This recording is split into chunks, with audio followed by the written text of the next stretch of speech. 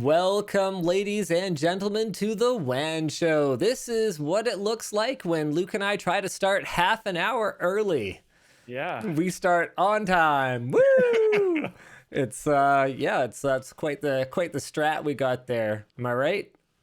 Yeah, absolutely. Yep. So I mean, Strats, basically, I just didn't want to be streaming until like 7:30 today because I streamed for 6 hours in a row yesterday, rebuilding my machine. So it started out as an innocent enough project. I was gonna, I had wanted to just do like a hey, you're bored, you're stuck at home, why not tear down and rebuild your computer for fun and profit, right?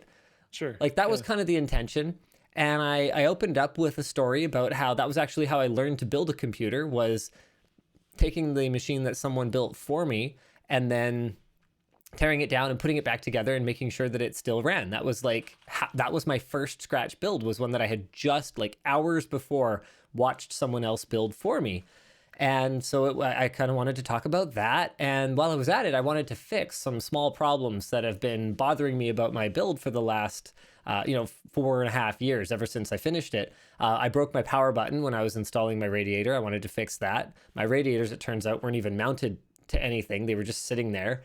So because the screw holes hadn't lined up correctly on the case that we had manufactured, because we sent them flawed plans, so that we wanted to fix that. My power supply didn't mount properly, so whenever you'd plug in a cable, it would like push the power supply in and like wrench on the screws. So I wanted to fix that, and then I was like, oh, maybe I'll go hardline water cooling while I'm at it. So I decided to do that. 6 hours later, I was still streaming. But the good news is I am actually bringing this show to you right now from that machine. It is working fine. Oh, nice. Just fine. And I even upgraded my memory today because people were shaming me. Oh. I Why? got system memory shamed yesterday because I had the audacity to run, this plebeian Corsair Dominator memory that runs at a mere 2666 megahertz CL15. Okay, people were real unhappy about that because I am running a Ryzen 3900X, and well, Linus, actually Ryzen really benefits a lot from faster memory. I'm like, I know, but it benefits a lot from faster memory in the same way that your car benefits from going and getting it tuned at a shop. It's like, yes, it does, but for 99% of people, that difference is not something that is noticeable and or meaningful. So Anna will be fine. It doesn't matter, but it's out. So it's out now. It's gone. It is very old memory. Served me very well. This is Gen 6. So this was optimized for like the 6700K in terms of like the sub-timing optimization, stuff like that. That XMP profile is basically worthless, but I'm running some new G-Skill RGB stuff now. It's all good. And you know what else is good? The show that we've got for you guys today. We've actually got a lot of good news today. Nvidia's Ampere A100 has been announced. Freaking exciting. We're getting a whole new graphics card architecture. Also, Unreal Engine 5 got demoed and it looks absolutely jaw-dropping. I took all the good stuff, so why don't you go with the totally silly thing? The totally silly thing? You mean LG working on a new dual screen phone that swivels horizontally? Speaking of jaw dropping, I think we might have similar reactions there. Yeah, I love it. Also, TSMC is potentially, allegedly, maybe planning to open a fab in the US by 2023. Yeah, but who said this? I don't know. Okay, well, we can talk more about that. We can talk more about that later. In the meantime, let's roll that intro.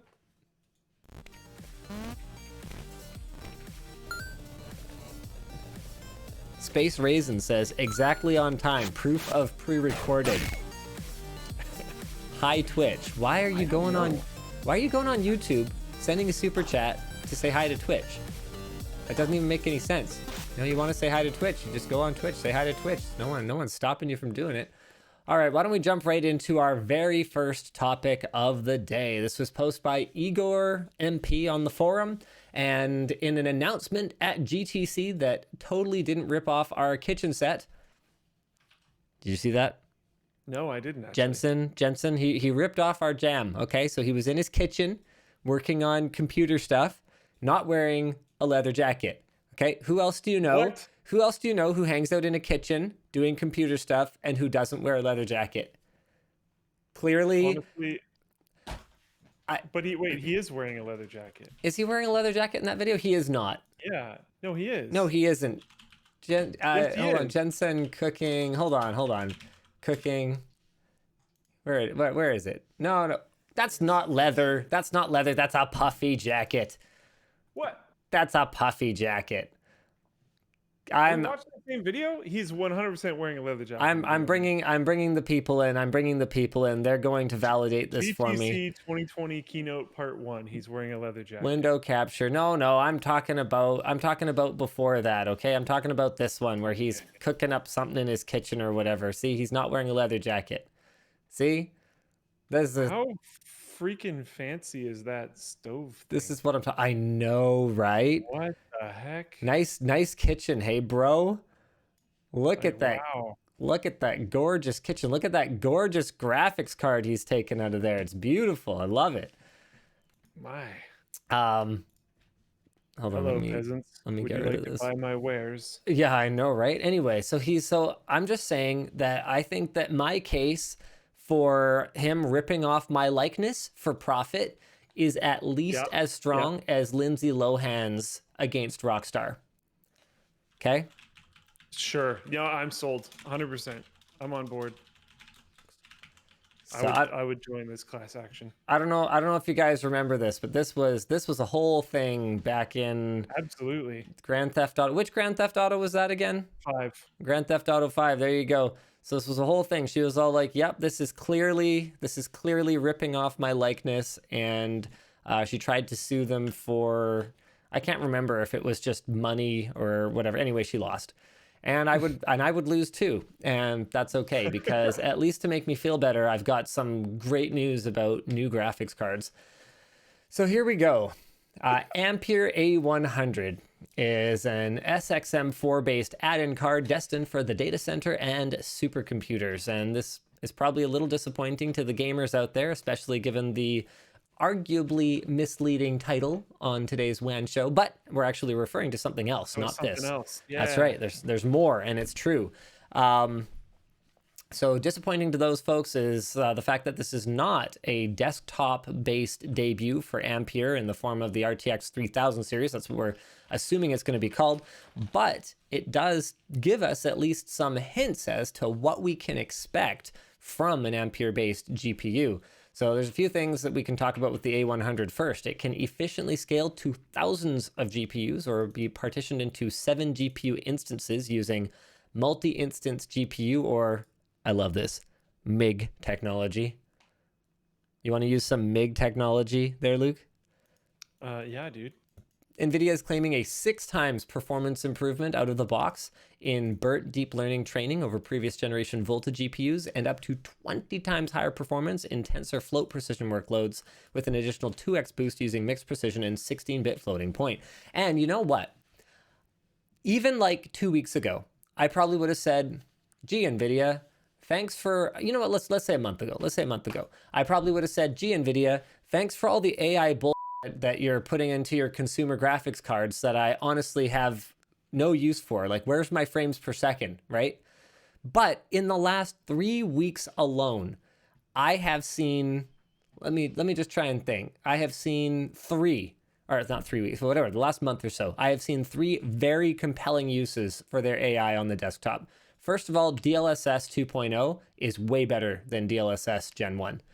It actually doesn't suck now. Like, you can run a game at a lower resolution and it will FACO upscale itself in a way that is shockingly convincing. Number 1, right there. Number 2, I watched them use their deep learning upsampling on the Shield to make 1080p content look not quite native 4K, but boy, is it close, to the point where, you know, if it was, I don't know, it's like this weird fine line, because there's the people who would never notice the difference between 1080 and 4K anyway. And then there's the people who would notice the difference between 4K and this upscaled stuff. And I would say that NVIDIA's upsampling is going to appeal to kind of 80% of the people who could tell the difference but aren't like that sensitive, if that kind of makes sense. Do you catch my drift? So it's not going to make any difference for the people who just couldn't tell it all anyway. But for everyone who could tell, I think you could take most of that chunk and say, yeah, they're gonna be convinced by their AI upscaling. And then the big one is, of course, RTX voice. Now, RTX voice absolutely diarrheaed all over itself for my stream yesterday, but I'm not going to blame RTX voice for that because I think it might have actually been to do with the fact that I was running my RTX GPU in a Thunderbolt enclosure that also had USB ports on it, that I also had additional capture devices running through because blah, blah, blah, long story, I didn't have enough Thunderbolt ports and I had too many capture devices for the stream. So, that was a problem, but RTX voice, the way that it blocks out background noise, absolutely freaking fantastic. And I am legitimately excited to see what kind of AI tricks Nvidia can pull out of their butts and work into my desktop experience. What else is going on here? Additional 2x boost using mixed precision and 16-bit floating point, blah, blah, blah. Nvidia also claims that for other high-performance compute applications, new double precision tensor cores enable a reduction of a 10-hour simulation on Volta to 4 hours on Ampere. And compared to Volta, Ampere has 35% more CUDA cores. Now that is going to translate directly to gamers. 78% higher memory bandwidth. That's going to be good for gamers. Double the NVLink links. Probably less applicable for gamers. SLI is dead. And is on the 7nm TSMC node. So we should expect potentially higher clock speeds and better efficiency. Let's see if there's just anything else that you guys will actually kind of care about here. The expansion of tensor core capabilities, blah, blah, blah, better deep learning capabilities. Oh yeah, okay, so Anthony threw in some commentary about how, yes, this better AI could mean more technologies like deep learning, super sampling, but I already talked about that, which is cool. So, Luke, place your bet. How long is it going to be before we get a desktop Ampere graphics card and you're ready to upgrade to Turing because everybody's offloading their Turings? Holiday? You think holiday this year? I was really, I don't know. Wow, you have so much confidence because I was kind of all over the place on this one. I was thinking either like a month from now because Nvidia has done that before. Like new GPU, new GPU, new GPU, new GPU, like all the way down the family, kind of 4 to 6 weeks apart. They've pulled that move. But then I was also kind of thinking, well, they don't have a competitor at all. Why I pushed it out right now. Like they could just wait till next year for all they care, realistically. So you say holiday. Do you care to name a month? I want to hear it. What month? November. You say November. Okay, so are they going to try to hit? Why would you try to hit holiday? Why? What's your motivation? So you're Jensen Huang. You're wearing a leather jacket. Okay, go. Put yourself in character. Yeah. The incredibly beautiful stonework around my incredible stove behind me is just glowing in the sunlight. And I'm telling my team that I think we should wait for holiday because no competition right now. And the COVID grab to buy PC parts, I haven't looked into it, but I'm assuming it's starting to slow down a bit.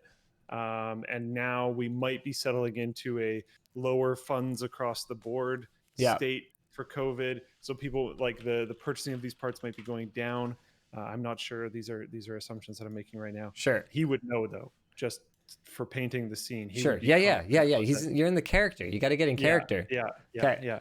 And then I would aim for this holiday, not for next year, because you might as well. Yeah, November, holidays, so right? You can kind of line up with the early enough purchases for people that are going to be buying relatively early for potential Christmas stuff.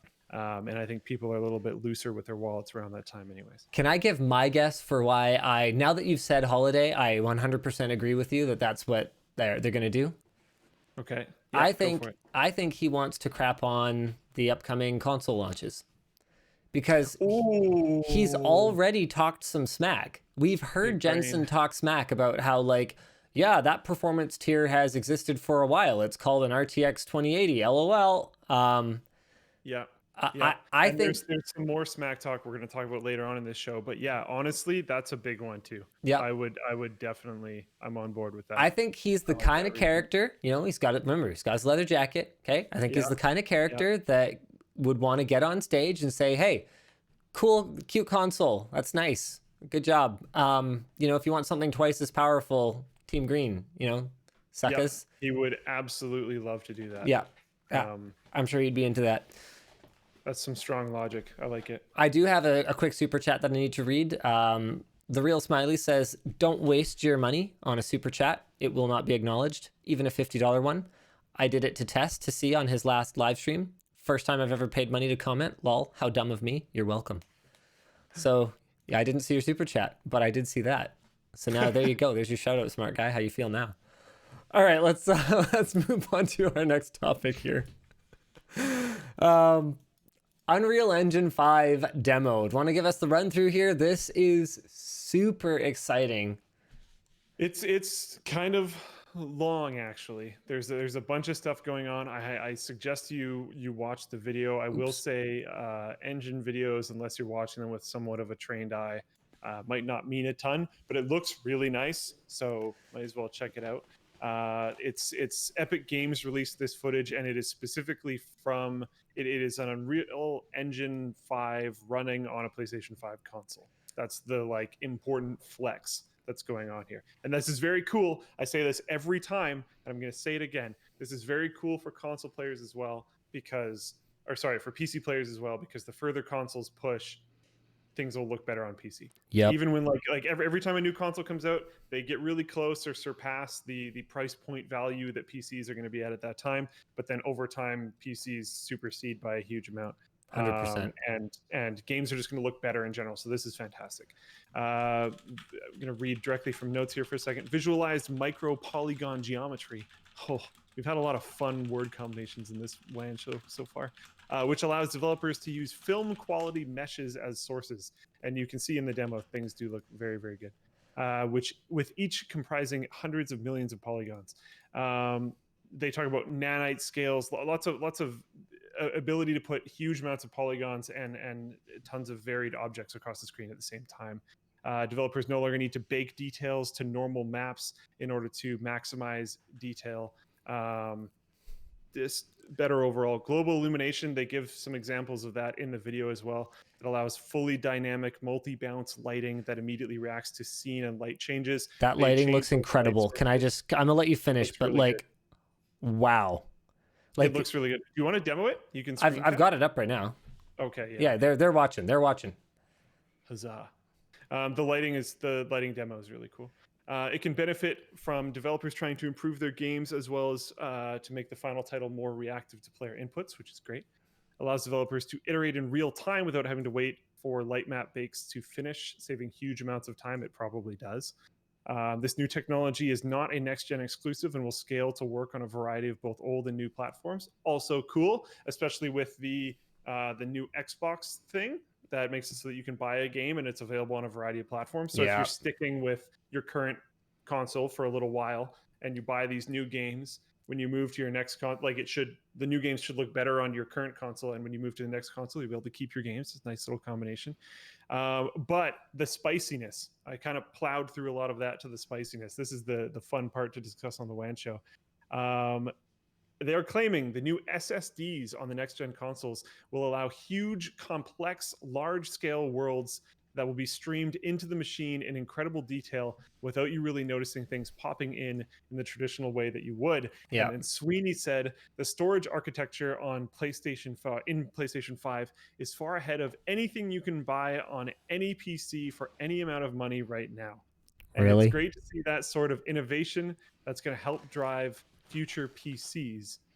And then this part, I was trying to cross-reference this quote, and I haven't watched this part of the video yet, but it says they're going to see this thing ship and realize, oh wow, M2 SSDs. I need to catch up with it. We have M2 SSD.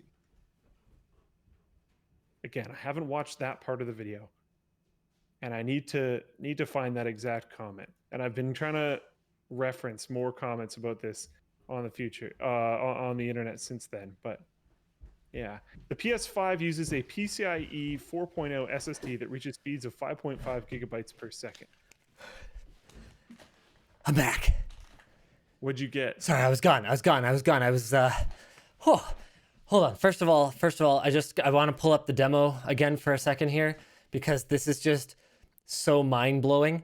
Okay, so you can see with the global illumination, so cool. To be clear, global illumination is not the same thing as ray tracing necessarily.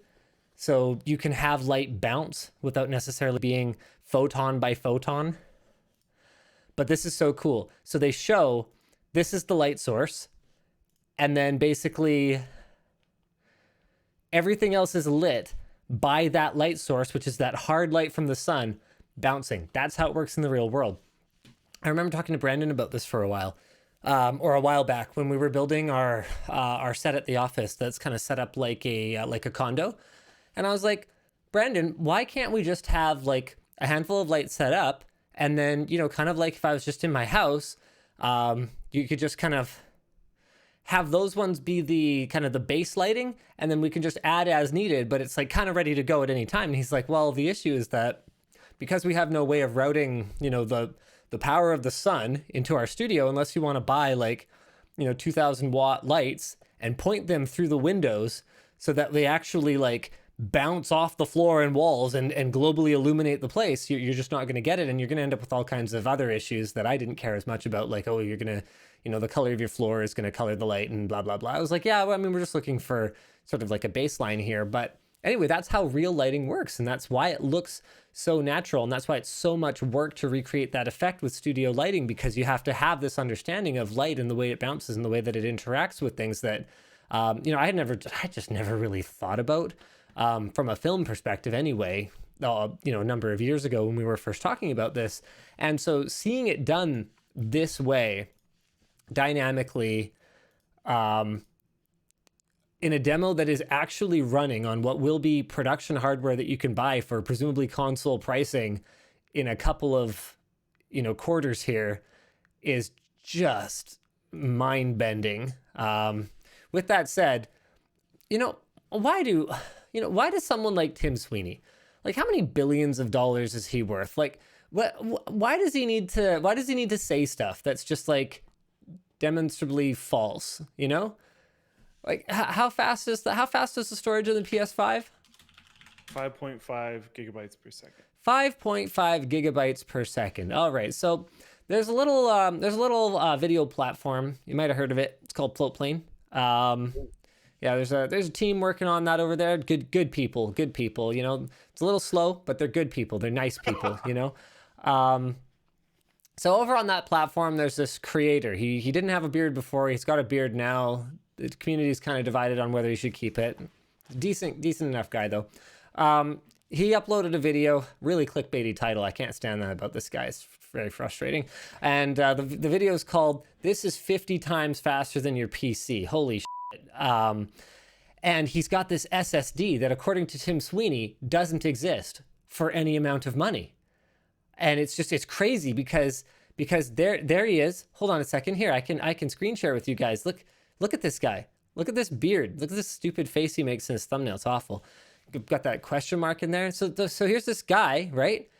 And he's holding it just like that. That's a thing that Tim Sweeney said is not real. Tested a lot. But like, it's so funny because there it is. Look, it's in his hand. Actually, no, that's a different one. That's a slower one. Look, he threw that one away, and that one's also faster than the one Tim Sweeney said doesn't exist. Isn't that weird? Like, why do they do this? You know, you've already got enough money to buy the earth and all the heavens. Why do you need to sell out to Sony to just say stuff that's just not true at all? Also, you know, that guy, I happen to actually know him pretty well. He dropped off in my house this a little while ago. This is an SSD that is not only as fast as the PlayStation 5's SSD, but is actually at 1,500 megabytes. Oh, excuse me, 15,000 megabytes a second, double the speed. And yet here it is. So that guy's got one. Okay, actually he's got two. I've got one right here. Here's another one. So that is 3 now. That is 3 PC SSDs that are faster for any amount of money. I didn't say they were cheap. Faster than the PlayStation 5 storage system. Look at that. What a funny thing. Would you look at that? Isn't that funny how that works? They're saying 5.5 gigabytes per second read and typical 8 to 9 gigabytes per second compressed. Okay. Still slower. I'm just reiterating. Anyway, to be very clear, was there anything else that you wanted to talk about with the Unreal 5 demo? Because I wanted to talk about the PlayStation 5 storage for sure. Some people in the chat say, I know I blew through some of the earlier stuff. I just wanted to get to the controversial statement. Yeah. Someone said global illumination has existed in the past. Yes, it absolutely has. Absolutely has. This is a new global illumination solution. Yes. I remember, I mean, global illumination's been something that the gaming industry has been trying to conquer since, well, basically the gaming industry existed. Nvidia thought their voxel-based global illumination was going to take off back with Maxwell. To my knowledge, that never really gained a ton of traction. Although I don't actually know how Unreal Engine 5 is doing it. So, yeah, I would definitely need to get into some deeper dives into what exactly their implementation looks like. But with their voxel-based global illumination, if I recall correctly, Nvidia was taking more complex objects and they were kind of having them bounce as though they were much simpler ones. They like these volumetric pixels. So yes, not new. Like ray tracing is new. Ray tracing is different, but global illumination is not new. It's just that particular technique for it, running in real time at that level of detail with 8K textures on a PlayStation, right? That's crazy cool. Now, I spent a fair bit of time mocking Tim Sweeney's statement that the storage architecture in PlayStation 5 is far ahead of anything you can get in a PC for any amount of money. But that doesn't change that what he's saying there's a kernel of truth in the misleading statement. And the kernel of truth is that compared to any PC that you would buy like off the shelf, yes, it is faster. And compared to any mainstream PC, it is much faster and will be coming in at a price that is going to and at a volume that is going to change the way that game developers utilize storage. That's what he's trying to say, even if he ended up making a really stupid statement in order to say it. $2,000 really fancy packed SSDs are not necessarily what most people are considering when they're building computers. And technically, we haven't been able to like fully see in action as far as I know the real capabilities, because he's talking about the architecture of the whole thing, so like interconnects between the RAM and the more long-term storage and everything else. But you're getting a little nuanced at that point, and we don't have enough data to pick at there as far as I know. I'm sorry, did you say $2,000? Because this is more than that. How much is that one? I can't find a US price for it. I'm not sure if it's strictly speaking available, but I found a US listing for it that was over 3,000 Australian dollars. I don't know exactly what the conversion is there though. Anyway, the point is, what he's trying to say, I think, is that by having so much faster storage on hand and knowing that they can count on having fast storage available on hand. And remember, none of this would be worth anything if Microsoft wasn't also putting very fast storage in the upcoming Xbox, even if it's not quite as fast. I mean, it's all kind of a measuring contest at that point anyway, because game developers, especially considering that they're both running the same CPU and GPU, are not going to be, foundationally designing their games differently if the PlayStation and the Xbox don't both have the ability to take advantage of it. And the PC too, now that PC storage is and has been quite a lot faster than consoles, which have been stuck with hard drives for the longest time. So this reliance on having this base functionality is going to change the way that they can handle things like, as Luke was mentioning earlier, textures. Instead of having that pop-in, being able to load, let's say, for example, many more different versions of an asset. so that you can swap them out extremely quickly as you are moving towards them so that it's much less jarring. You know, that's just one very rudimentary example of how you could do something like that if you know you can count on very high speed storage. Another really cool thing that you could do if you can count on high speed storage, not to mention a faster CPU, is you could actually start to design games with much faster load times. Because that's something that you're going to run into these days is you can have, I could put this in my computer and most of the games that I run would still have abominable load times. You want to know why? Yes. Yes. Oh, thank you, Luke. Thank you, Luke. It's because it's primarily, no, it's primarily CPU bottlenecked. On decompressing the game assets as you're firing up a game is primarily CPU bottlenecked because it's been all about compressing that data down as much as possible to deliver it over a network, for example, or to squeeze it onto a console hard drive so people can install as many games as they can on their 500 gig or 1 terabyte drives or whatever the case may be. And there has been no compelling reason to say, okay, well, you know what we should do then is we should unpack more of these assets, and then we should just stream them uncompressed while the player is playing, because there was no option to do that because the hard drive wasn't fast enough. So you had these two bottlenecks that were present. You had a CPU bottleneck anytime you needed to unpack something, and then you had a storage bottleneck if you decided, okay, you know what, to heck with it, I'm going to unpack it early and I'm just going to stream all the assets in. Well, you couldn't do it anyway because a modern 2.5-inch hard drive is still limited to 150 to 200 megabytes a second, best case scenario. So this is going to change the way that they can load assets into games. And I don't think that crediting Sony with changing the gaming industry here makes a ton of sense. And his statement that there is no SSD for any amount of money that's as fast as this is really stupid, because this is literally wired to the CPU. That's what it is. It is wired directly to the PCI Express bus on the CPU. And if you imagine for a second that Sony's CPU in the PlayStation is not just an AMD chip running PCI Express, then you're a fool. Like, that's all there is to it.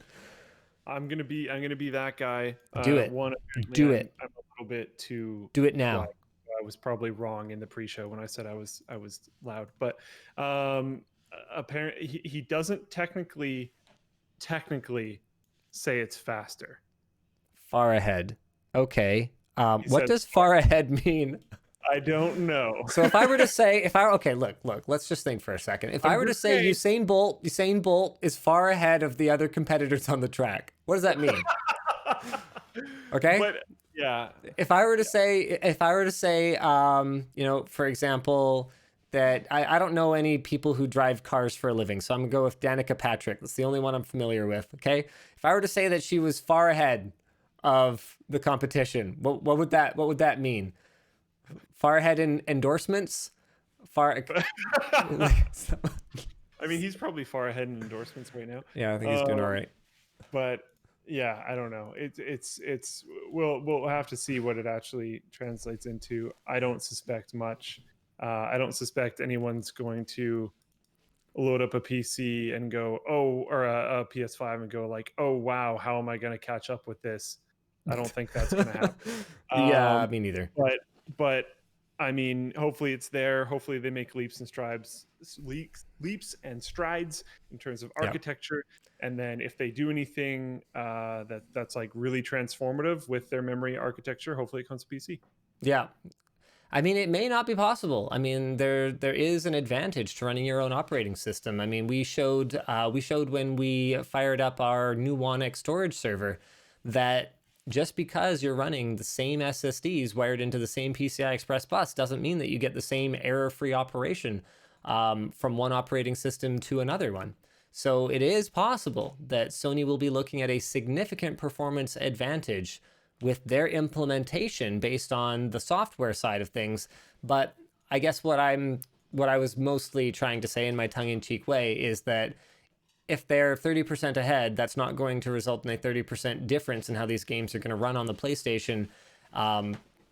Foundationally, everything is going solid state, which is going to be a huge advantage. But past that, we're going to be looking at a point of diminishing returns.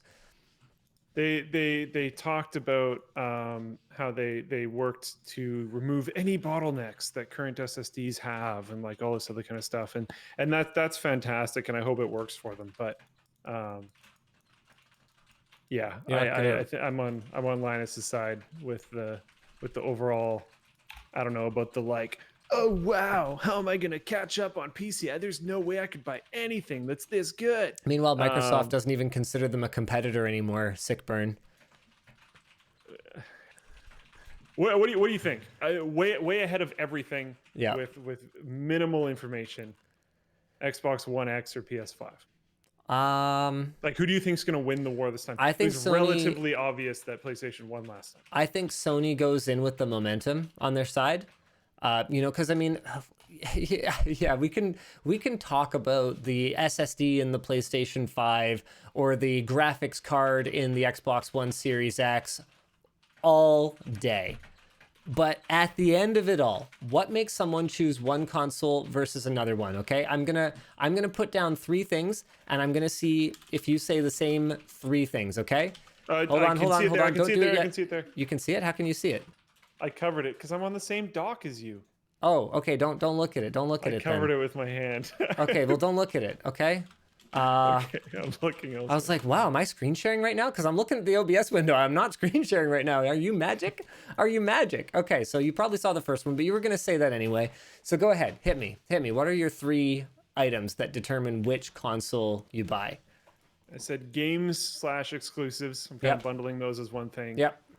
Bundles/price, which I'm also bundling as kind of one thing. And then friends. Okay.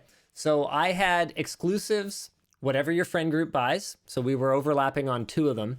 And then I actually had controller as a major determinant of which console you would prefer. Because there's so many games that are cross-platform now that I could see people choosing one or the other, assuming pricing and bundles are similar based on, well, you know, I really prefer the Xbox or I really prefer the PlayStation controller.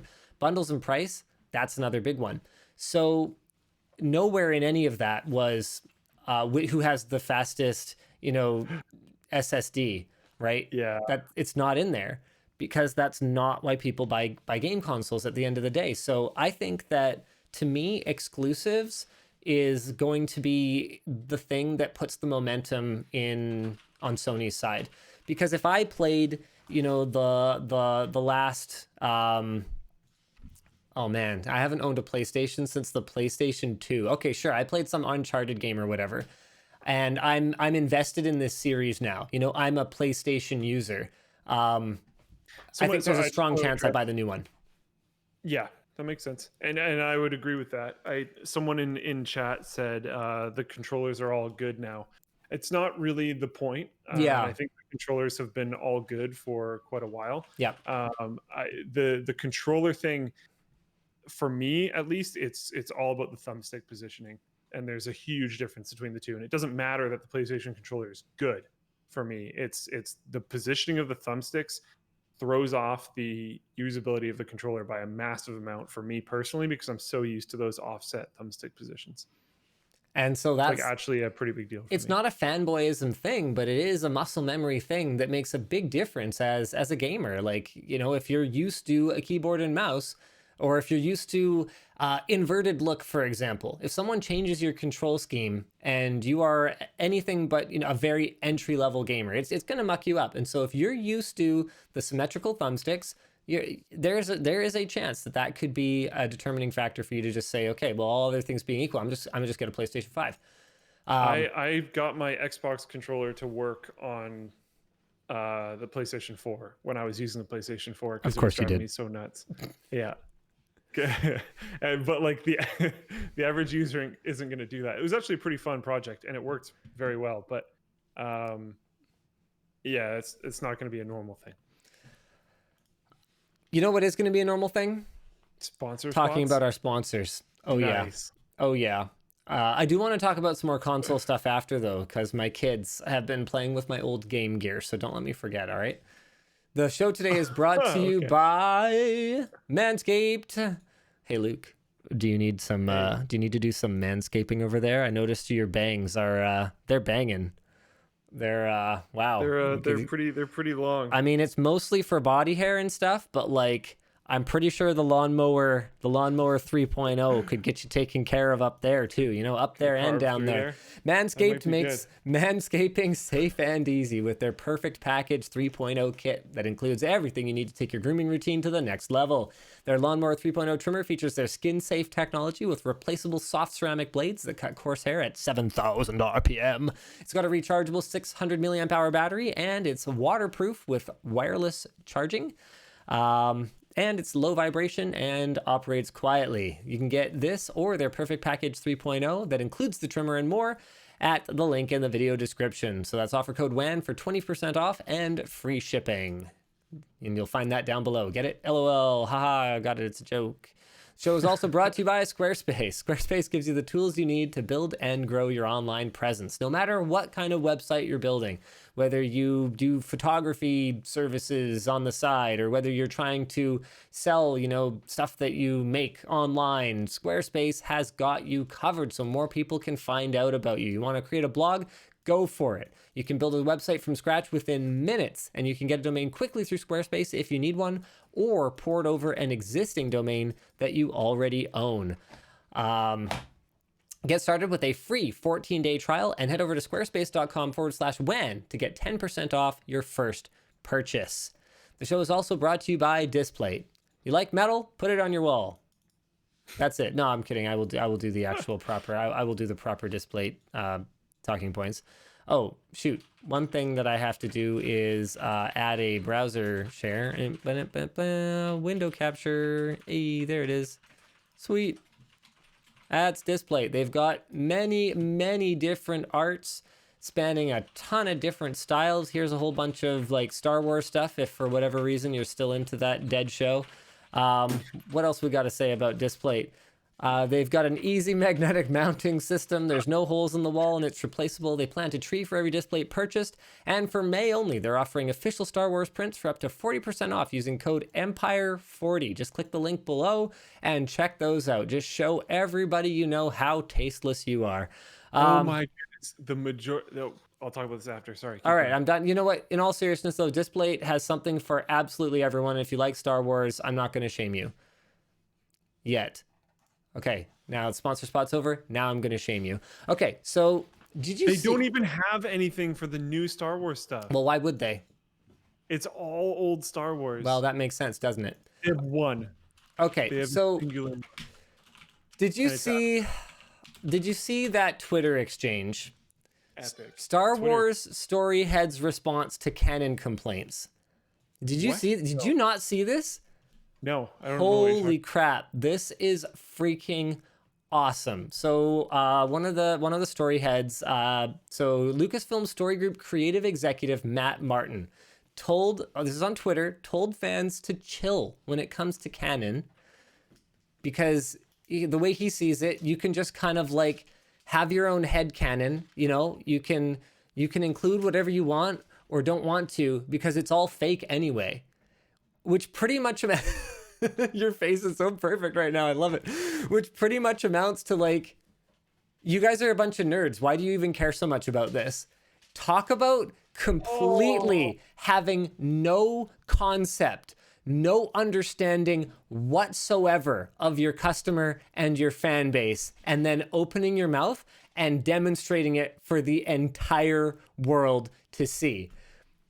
He basically said, yeah, at this point, we understand that none of it makes any f***ing sense, and we've given up, and so should you. Because who cares anyway? It's all fake. Of course it's fake. It's a story. That doesn't mean that there isn't a value to trying to tell a cohesive one. You know who cares? Dave Filoni. Just saying it right now. Dave Filoni cares. Filoni's what's holding all this together. Just brutal. Just absolutely brutal. And it's like, I you know what? I get it. As someone, if I were to come in onto that team, right? Actually, no. I was about to say, if I were to join that team, I might just kind of go, yeah, you know what? Forget it. I give up. None of this makes any sense. So we're just going to have to just treat Star Wars like you know, what it has become, just kind of making it up as we go, and plot holes and inconsistencies be damned, because the ship completely sailed. You know, it who sailed a wouldn't give long up? time ago. I don't think I could do it though. Who wouldn't give up? Dave Dave Filoni. Filoni. Okay, fine. I just don't think it would be. I don't think I could do it.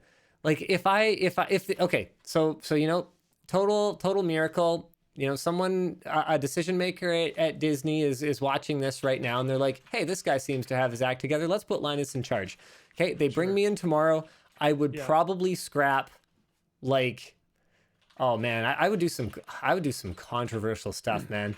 So I would scrap the entire sequel trilogy, because That's not very controversial. I actually came up with, well, yes and no. There's salvageable stuff in there, but I came up with this idea, like right out of the gate. Right out of the gate, the sequel trilogy makes no sense whatsoever, because the notoriously racist Empire has Finn as a soldier, which is like, why? So there was plenty of room for, because I know a lot of people are really upset about the sequels because it felt like Disney was trying to hit a diversity quota. I actually don't mind that at all.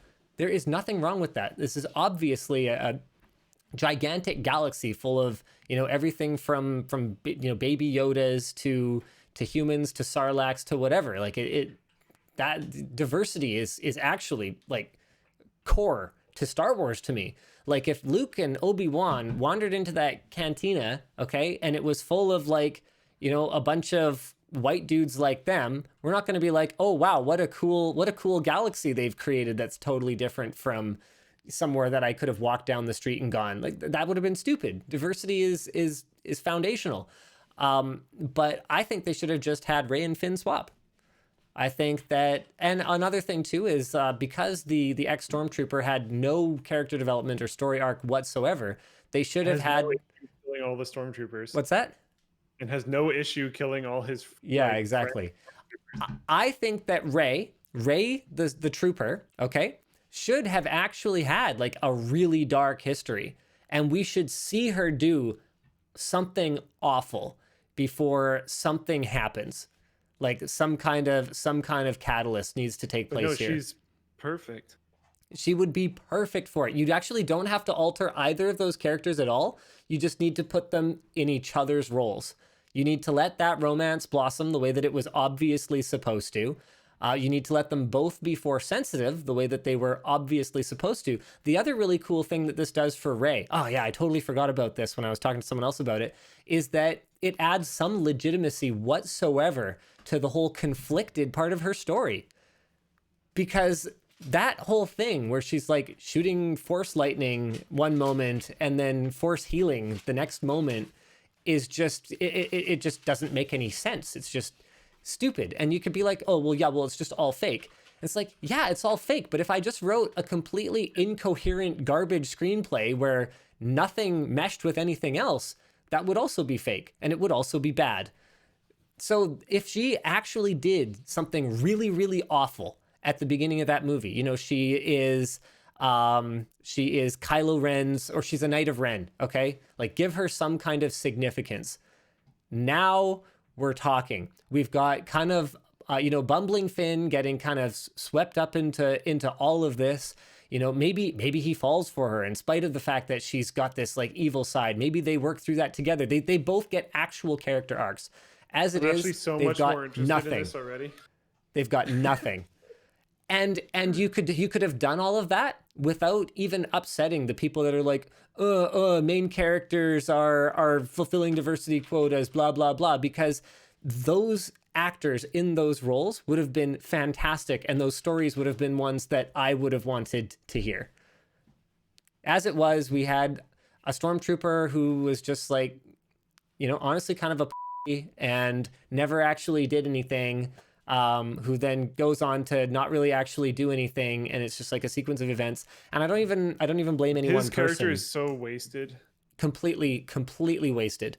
There's so many utterly wasted. Even the like Force sensitive thing near the end, which they tease so many times throughout that movie. And then when you get out of it, you're like, wait, that That was it. And you know what the issue too is, though, is that because I guess because of this attitude that it's just all fake anyway, so who cares? They take so many liberties with the way that the universe, works, right? Like I got really upset when R2D2 sprouted jetpacks in the prequel trilogy for this same reason. It's like if R2D2 doesn't have jetpacks to launch himself out of the swamp on Dagobah in Empire Strikes Back, then he doesn't have jetpacks to fly around and comically amuse the kids, and bop the droids or whatever in, I think it's Phantom Menace. But so many people complained about how Rey was like this super OP Force user, right? That was a common complaint. We can all agree on that.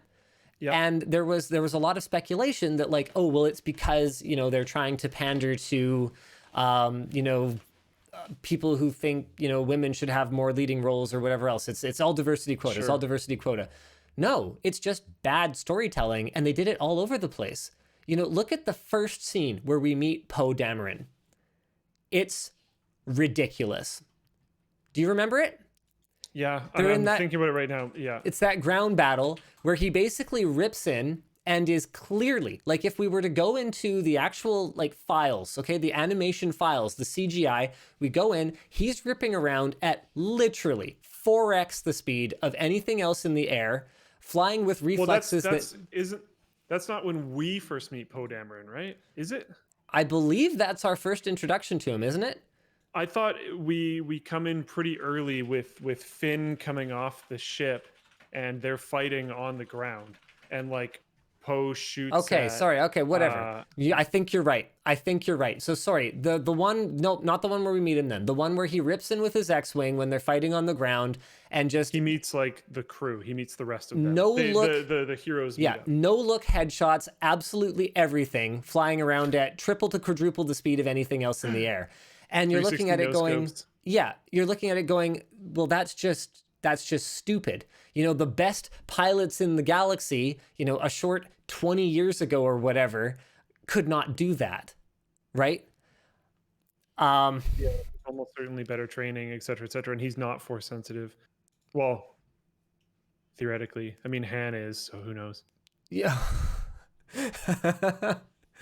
Yeah. So you know what? I think his attitude is basically why Star Wars is dead to me, and it should be dead to you. Because if they don't care at all about continuity and they're just going to go in and keep trying to fix one thing while breaking three others, it is only going to get worse. Yeah. I don't know. I actually haven't watched the new Star Wars Clone Wars series that came out. But the feedback that I've been seeing, I've been trying to stay away from spoilers because I want to watch it all properly. But the feedback that I've been seeing is really positive. And The Mandalorian was awesome. And it was mediocre. You were just desperate. Okay, it's awesome compared to the three most recent movies. It's Smallville in space. That's fine. Compared to the three most recent movies. I watched the whole thing, so like I clearly made it through it. Like, but it's Smallville in space. It's Monster of the Week. It's Buffy. Okay. Okay, I'm not saying it's the greatest thing ever, but it's compared Bewitched. to the three most recent movies, what do you think? It's Bewitched. Three most recent movies. That's versus that show, it. right, Vaughn? Bewitched. Is that Bewitched? Is that show where they're all like teen witches or something, and there's like a monster and they have to defeat it? I haven't seen any of these shows, so I don't really. Charmed. Sorry, it's Charmed. I haven't seen that either. Not Bewitched. It's Charmed. It's Smallville. That's what it is. I don't watch shows very often. Just compared to the three most recent movies. Integer Overlord, by the way, just says, hey, there's like 150 like expanded previously expanded universe books that managed to keep the story straight. Here's an idea. Why don't you just use that? I know, right? That's what everyone wanted them to do. There is a bunch of garbage in there, but there's also a lot of awesomeness. I've had a really good time going through the EU. Okay, I'm sorry. I really was being very rude. I wasn't listening to your question. Hit me one more time. One more time. Okay.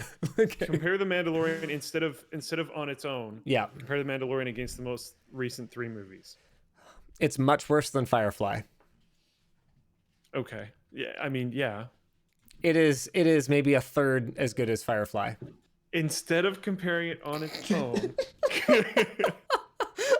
compare it against the most recent 3 movies, because there's some interesting aspects there too. They had to. I mean, if you think about it, he has to craft this show while these movies are coming out. And he had to like. They had to work things into the show to explain stuff that was going to happen in the upcoming movie. Right. And there is things that happen in the show that only happen in that show because the upcoming movie was coming. Yeah. And they were like, oh no, we need to do something. Like when Baby Yoda force heals. Yeah. That's there because of the new movie. I read this whole thing about it. They were trying to like soft introduce it to the community so that people didn't freak out so much with the movie. It didn't really save them at all. But no, it didn't, because it was still stupid, because there were still so many issues. You know, like why didn't Obi-Wan just like force heal Qui-Gon? Why didn't everybody just force heal everyone ever? Why didn't Qui-Gon just force heal Qui-Gon? Yeah, he just do it himself. Because there's so many problems. Like we could go and we could find problems everywhere, but just some of them I don't find as offensive. You know, like lightsabers, for example. The OP-ness of a lightsaber has been a little bit inconsistent. Okay, so on the one hand, you've got Luke and Vader battling in Bespin, right, in Cloud City, and Luke hits Vader in the shoulder, and it doesn't like cut off his arm. All right.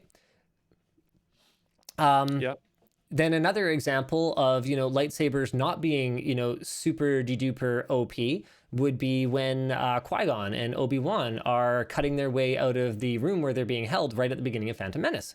Slow. Right? Okay. So these are instances where are not of cutting their way out of the room, cutting their way into the other room. Whatever the point is, they put it through and it's like, it takes a long time to cut it. It's more like a plasma cutter at that point.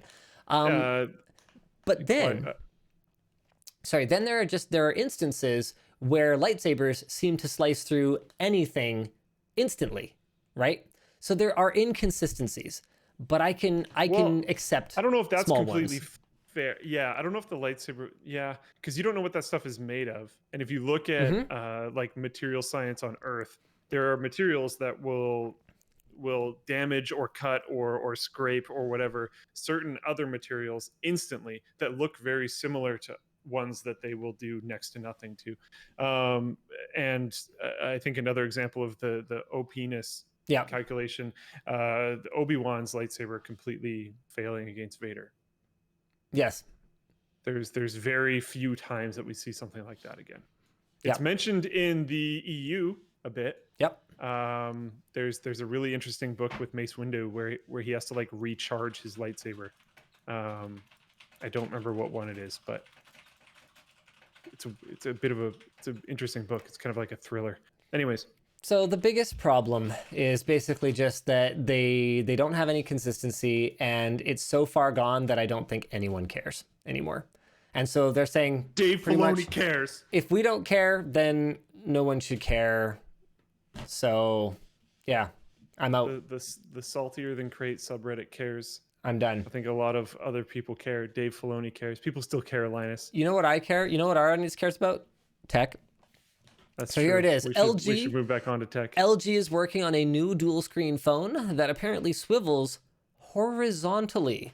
This is a gem. All right. This is a gem. I'm gonna go ahead and screen share you guys on this because I absolutely love this thing. Here we go. Boom. Right like that. Yeah, you like that? Okay. So it swivels 90 degrees so you can have the best of both worlds while you also have the worst of both worlds. You can I've been informed you can eat your cake and have it too, not you can have your cake and eat it too. So you get to eat your cake and have it too, and your cake is made of boogers and your mouth is cut up with razor blades before you eat it, and there's lemon juice. Okay? That's the kind of cake you're having, and that's this phone. So the back of it swivels out so you can use it in portrait mode with a keyboard, which is the best way to use an on-screen keyboard. Landscape is literally just slower. You just have to move your thumbs farther. It's not like it's making more room for more fingers or anything. So this is good. And then you could like watch a movie or have like, you know, a side-by-side multitasking experience or whatever the case may be, if you're into that sort of thing. And they are not going to sell a lot of these. And it's called the Wing. Okay. It's called the Wing because they're just winging it at this point. Hey, got him. It's so weird. I want to hear from you guys. Carn Evil over on Floatplane. It's hideous. I'll take 6. This is like, this doesn't matter at all. Yeah. But the image that they used for the background of the currently horizontal screen is horrible. Yeah, I don't even know what that is. I don't even know. It has like weird aliasing going all over it. I don't know. There's like weird blurry parts for no reason. They just weren't trying at all. I don't know.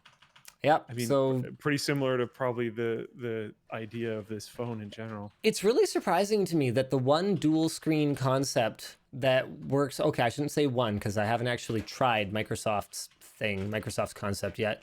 But the one dual screen Android concept that I really liked, having the screen on the front and the back, and then just one camera instead of having a selfie camera. So that back screen is basically just to like use to preview your selfies.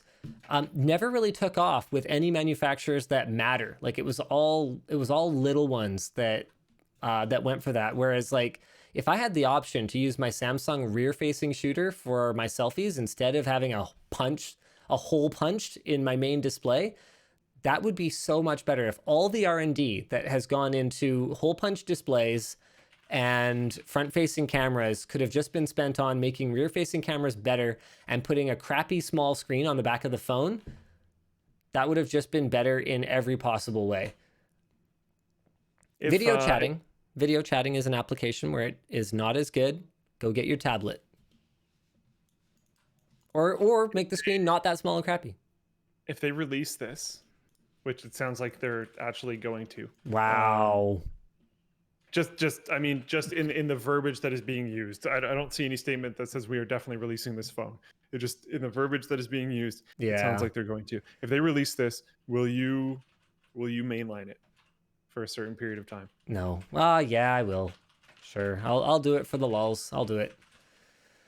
I love that painful retraction. I'll do it. Ugh. It's basically like a slider, except worse in every way. It's got a Snapdragon 700 series processor with 5G support, so low end chip, triple camera setup with 64 megapixel primary sensor, but it's LG, so it's going to be like And the price is expected to be just over $800 US. In fairness, I guess there's a lot of validation that goes into building a bad phone, but hey, they did it. So, they got to get paid, yo. Yeah. I have actually flying off the shelves. You know what? In line with my my conversation earlier about how super chats are actually a great value, they're not. I usually don't look at them because this is the WAN show and we don't do a ton of Q&A. So I'm not actually defending that. But in line with that, I actually do have a super chat that I went out of my way to answer over the course of this week because I didn't have a good answer from someone last week, and it's kind of an interesting discussion. So someone asked, does demonetized content get paid by YouTube Premium subscribers? Do you remember talking about this? So if you've got a yellow icon and someone with YouTube Premium watches where there is no advertiser relationship for YouTube to worry about, do they still get your YouTube Premium revenue? And I got an answer back from Creator Help, and they said it depends on what type of demonetization it is. If it's a copyright claim, you will not be able to earn any of the revenue, including premium. That will go to the copyright holder. If it's a yellow icon, so that is to say that you've talked about the controversial coronavirus at a time when that was considered, I forget what it fell under, but it was you weren't eligible for monetization because it was like I don't remember. Doesn't matter. The point is, yeah, it was bad news there. That's about it. So if it's something like that, you should be eligible to earn premium, and it will note so on the icon if you hover over it. So here's a screenshot that I can share with you guys. Does, which is cool. It's nice that their answer to that question was like, look at the thing. Yeah, check this out. It's nice that wasn't hidden. This video is running limited or no ads due to content identified as not suitable, but it remains fully playable and is eligible to earn subscription revenue from YouTube Premium. YouTube Premium really is one of the best ways if you're not willing to go over on Floatplane and support creators. It really is one of the best ways to dramatically increase the amount of contribution that you're making to your favorite creators. And I'm not saying just me. I'm saying if you get a YouTube Premium subscription, it completely changes the game. I was talking to our YouTube contact about, here, let me just find this, blah, blah, blah, blah, blah, blah. It had a few back and forth, so I'm trying to find the right one. But I was talking about how the heck it is that some of our long format content does so much better than our shorter videos when it comes to AdSense. And he basically said, well, I think you're not digging deep enough into the analytics, because I thought that even though we don't run mid-rolls on our long format content, I thought that for some reason, the fact that it had higher retention or something was causing it to pay out at a higher rate. But it's not actually like that. I need to find this. Where is it? Issue with view analytics. No. Okay, Luke, do you want to stall for time for a little bit for me today while I try and find this thing? TSMC theoretically, allegedly, potentially planning on opening a fab in the US by 2023. It would be a $12 billion construction in Arizona. They're planning to produce 5 nanometer chips starting in 2023. Expected capacity is to be 20,000 silicon wafers per month. This would have to be heavily subsidized. It is unclear exactly how much, but according to TSMC chairman Mark Liu, it is more expensive to operate in the U.S., unsurprising, than Taiwan or China, I presume. So the company will require major subsidies. This is apparently in the works, potentially because there are fears that Intel will build its future chip plants in China or Taiwan. Experts believe that it is crucial for the U.S. to invest more in fabs like Taiwan and China, and Israel actually as well have done. And with ramping tensions with China, that kind of makes sense. Apparently, it's already confirmed. Wow. That was quick. Okay, so this is pretty sweet. So here's one quick thing. Sorry, I just want to finish. Dr. Ian Cuttress said, by this time, 5 nanometer won't be the leading edge, but it will take some of the volume pressure off of Taiwan's fabs. At 20,000 wafer starts per month, it's nowhere near the gigafabs that do 100,000. That's assuming they break ground at all. I have my doubts. Well, apparently it's been confirmed. It is 3 years out. We will see if they actually do break ground. But yeah, the lower production amounts, et cetera, yeah. Okay, so this, not as interesting as it sounds. This is pretty interesting. There's 2 videos here. Back to the how much of a difference YouTube Premium makes. I've got 2 videos here. One of them is building an epic portable gaming rig at home. That's a video that performed quite well for us, around 2 million views. And then there's another video. Oh wait, no, it's about 1 million. And then there's another video, Ultimate IKEA Gaming Desk, that did about 2 million. And I sent these over to our rep because I was confused. I said, here's the thing. Ultimate IKEA Gaming Desk did, let's use X, okay? Did 3X revenue. Okay, at 2 million views, and building a portable gaming rig at home did 2.5x revenue at 1 million views. So at half the views, it was 5/6 of the revenue. Crazy, right? So I had been attributing this to just, long format, even though we don't run mid-rolls.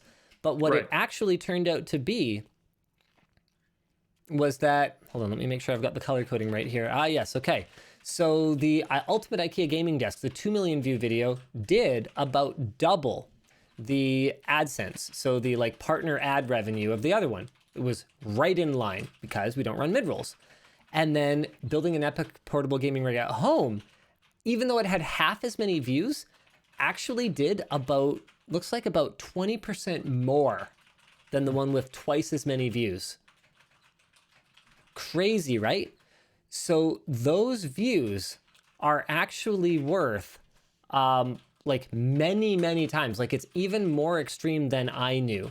They're worth many more times, especially for longer format content where it's weighted by watch time. So I thought that was very interesting, and I thought I would share that with you guys because someone asked last week, and I said that I would get them an answer. Cool. More topics or super chats? Let's get through some super chats. Speaking of super chats. All right, we got at least a few in here that we definitely got to do. Tyler Yates says it's 1 a.m. and I'm still up, so I figured, what the hey? Why not finally watch this live? Heck yeah. Good work, Tyler Yates. Thanks, Oliver Brody. Nathan Warnick says, learned a new way to eat corn. Oh, lordy. Oh, man. My son managed to make it on r/livestream fails yesterday because he was eating a piece of corn by putting the entire end of the corn in his mouth and picking off with his front teeth, one kernel at a time, and then taking it all the way out and eating it. And I was like, please stop.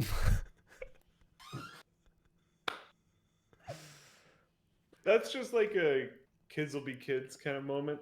Yeah, I know. But I mean, it's just unfortunate. You should have seen me eat a pickle when I was like, 8 years old. Like, it is what it is, but yeah. Now it's live. Yeah, exactly. That's going to be kind of the unfortunate thing about his generation, I think. Yeah. Now there's a clip of it on live stream fails. And like, I don't know. There's also so much content that I actually have, in some ways, a harder time finding an old meme these days. Depending how viral it went, Yeah, that's fair. Robert Mail, it's not going to make it go any faster, dude. Tommy Gunn, heard you need a new ratchet screwdriver. I can't say anything, but I don't. Oh. That's all I have to say about that. What else we got here? Dom R, last week, Luke said, the more we bug you about stuff, the more it will happen. I want WAN show shirts. It's not how it works. Big facts. It's not how it works. Luke lied to you. Big facts. Hashtag liukness. Liuk. Yeah, Liuk. Lost Boyo says, sorry to hear about LTT, man. Take my money in other forms. I think you mean LTX, and thank you. Wow, that was a $50 super chat. You crazy. Lucas says, well, loving the work from home videos. My kids have the same toy kitchen and also wreck the faucet in the same way. Yeah, they're so cheap. It's hard to find like good quality kids toys, Terry says, folding at home numbers are down. We're trailing default in daily production. Come on, team. Let's get folding again. Actually, the motherboard failed in our monster folding rig. So we got a new one in, but it's going to take a while with all that water cooling in it to get it swapped out. So there's that. Mendelity, is Linus Luke's little brother? No. We don't even look that similar. Like, look at us. You have a beard now. You have blue eyes. Yeah, that's exactly. Like you're blonde. Jensen's HR Penguin says Jensen should reveal the 3080 Ti by pulling it out of the microwave. It is consumer level after all. I like it. I'm into it. I don't know if he might have a microwave if they've made a microwave out of like volcanic glass and stonework. I know, I'm right? Not sure if they have it. I don't know if it would match his kitchen otherwise. Yeah. Sergeant Amos, thank you very much. Adazin, I recently watched the video where you resoldered Ryzen CPU pins and noticed that when they're removed, it looks like an LGA chip. At that point, would it fit into an Intel motherboard? Heck no. They would not be Intel compatible just by removing the pins. The real Smiley says, haha, you busted me being a butt, Linus. I retract my statement on Super Chats. Buy Super Chats. Thank you, Real Smiley. I know I'm not actually endorsing the statement you're making there because generally speaking, they're not a great value and we often forget to get to them. But hey, at least you got your money's worth, I guess. Oof. Baldo says, Tofik, Lindan, or Li Chongwei took off Gata, of course. All right. So the problem with that question is that it only has one obvious answer. Lindan, but this is a I'm still Li Chongwei for life. Okay, that's how I feel about it, and there's nothing you can say to make me change my mind. Yes, it's badminton. I recognize some of those names. I'm going back to badminton next week. I want a sport gym's that opening. we can play that you aren't so astronomically far ahead of me in. Football. But that's the opposite problem. Yeah, I was like, sure. Well, no, what we have to do is we have to pick up a new sport. That's the trick. Yeah. So we just have to try something new. Can't be swimming because you suck at that. No offense. Yep. Can't be badminton. You're terrible. But that's fine. You could get better. I think you actually do have some potential for badminton. I'm definitely down to try for badminton, but it's going to be a painful beginning. It would be like a 10-year battle, you know? Yeah. You'd have to get continuously better over the next 10 years, and I'd probably have to get a little worse. And I'd have to that's kind of the issue, is I'd have to get better at a rate that's much higher than the rate that you are actively getting better as well. Right. Because I'm going to keep training, so yeah, there's that. So like, okay, we need sport recommendations, ladies and gentlemen. Yeah. Come on, hit us up. Sammy McPhone says, I hate podcasts. Why am I here? Because this isn't a podcast. This is far crappier than a podcast. That's why you like it. Kwang Lu says, stay healthy, everyone. Rob White says, think we will see John again in TechLinked, or will he be staying in the US? We bring John up typically twice a year at least. We like to bring him up for workcation or like whatever our corporate get-together is for the year. And we always bring him up for the company Christmas party. That's something that's very important to me, having everybody there. It's sort of an inside joke at Linus Media Group. The Christmas party is optional, but you better be there.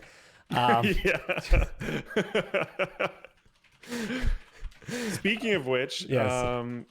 Floatplane not usually, I guess, there hasn't been a ton of these last year, and we were going to do this moving forward. Yeah. We have the Floatplane team meetup around LTX because, well, probably I know, a lot right? of people on the team are going to be interested in that. So that's not going to work anymore. And it's very possible that around that time, if we try to do something at that time, it would still be very ill-advised to travel. So potentially the team meetup for Floatplane this year is just off. Does anyone have any ideas of what we should do? So far, I have ideas, but they're not that great. So we do have some suggestions for sports. Bowling, okay? I don't think I'm white enough to bowl. Yeah. Like seriously, like to seriously bowl. Pickleball, I would destroy Luke at pickleball. It's basically badminton. Done. Frizz golf. I suck at it. Me too. Okay, frizz golf. We have a contender. Curling. Luke would just absolutely wreck me at curling. Like that would no, it would not be pretty. Paintball. I actually okay. I was legit. paintball. I actually meant to ask you like a week ago if you would be interested. I was thinking airsoft because it's easier to clean up, and if we were doing it very often, it would make more sense. But yeah, it's a good cardio sport. You know what? I actually last season I forget why I did it. I wanted to use my paintball gun for something, like just target practice in the backyard or something. I found out it was broken, so I got it all sorted out. I fixed up my marker. I oiled everything up. I actually got a new tank because I found a good deal on one. I fixed up my mask. I got a backup mask. I am ready to go to play some paintball. So yeah, a field sport like that sounds really fun to me. I'm super down for some paintball. Cool. Olenik says start the training montage. Softball. I would actually love to play softball. I just don't think I can commit the time to join the team. Yeah, a pickup game style sport would probably be a better idea. Yeah. JC Sand says Game Gear. Oh, yeah, I was going to talk about that. I dug an old Game Gear out. It's not actually mine from when I was a kid, but it's like obviously the same game, like same game console. And my kids absolutely love it. Even though we have a Switch, VR games galore, a Wii U, like we've got so much gaming gear in the house, and yet something about just the simplicity of like 2 buttons and a little thing that you just hold in your hand. They were like obsessed with it yesterday. It only came up because there's this, I think it's called, is it called the Retro Gen? Crap. No, it's not Retro Gen. Hold on. I shot it this week, so it's going to be in my Trello here. But I shot a video. Evercade. It's about the so Evercade is this handheld console that's got officially licensed old games from like Interplay, Atari, like that kind of thing. And my son shot the unboxing with me for Short Circuit, and I promised him that he could play with it after. And then I went and sent it back to the office without remembering to let him play with it. And he was like, "Oh, well, what the heck, Dad?" And I was like, "Oh, well, you know what? It's basically the same thing." And I had this Game Gear just sitting in the attic that I hadn't like touched since I acquired it as a prop a while back. And as far as he was concerned, it was the same thing. And then my daughters were like, "Wow, that's so cool!" And they were all playing with it. I just thought it was really neat because I was his age. I was 1 year older than my son when I got a Game Gear for Christmas. And I even had the same games that I played. He was trying the Lion King game for Game Gear. Actually, very good. And I think that's pretty much it for the WAN show. Yeah.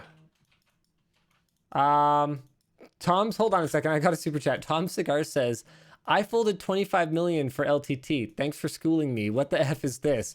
You have been placed in timeout by the owner of this video or a moderator." I don't know why you're in timeout, but it was a moderator, not me. So apparently you got past it by paying to chat. That's really not the intended way for the system to work.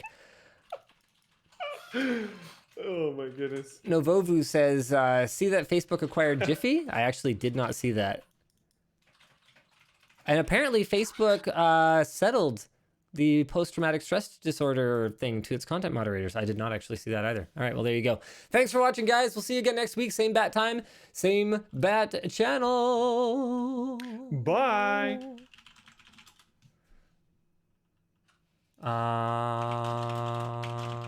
1 second, please. Just got to check something first real quick here. Just seeing if there's anyone we know over on Twitch who's streaming right now. Oh, I can end the YouTube stream. End stream. Bye, guys.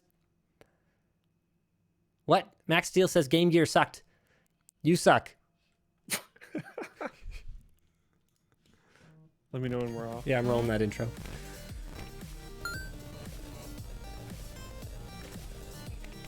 Not quite.